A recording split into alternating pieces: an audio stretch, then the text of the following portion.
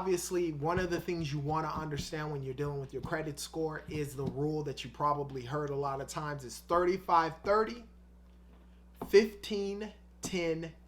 That represents your FICO score with regards to that. I will put down in the description the actual detail of that. Or you know what? I'm going to give you the detail of that. So let's get into it. 35 represents payment history. 35% of your FICO score is payment history. It's very important to understand that. You don't want to have late payments. You want to make sure you're paying on credit, on your installment and revolving accounts on time. 35% of that score represents that. 30% is amount owed, right? Your utilization on your credit cards.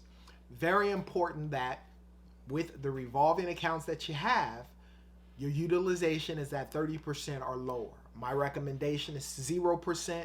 Keep it at zero utilization. It saves you interest. And I found personally and with clients that I've had, by keeping a zero utilization on that statement due date, it has helped their FICO score. 5% versus 0, the FICO score has gone up. 15% represents the length of credit history.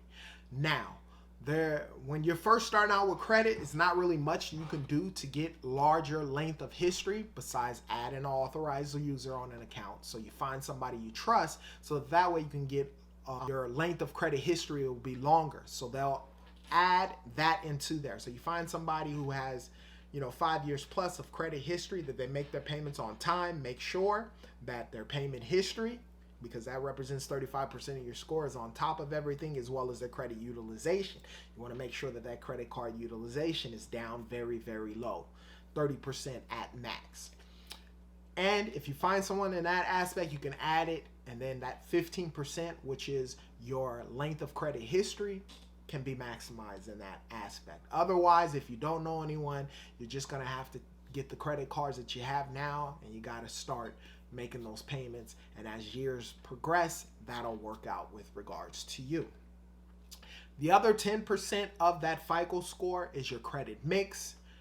What that means is they want to see what type of accounts you have. A lot of times they don't want to just see one. They want to see revolving accounts as well as installment accounts on your credit profile. When I say that, they want to see credit cards, which have balances, that's revolving. They want to see installments, which are like home loans, car loans, personal loans, etc. They want to see a mix of that. So that represents 10% of your FICO score.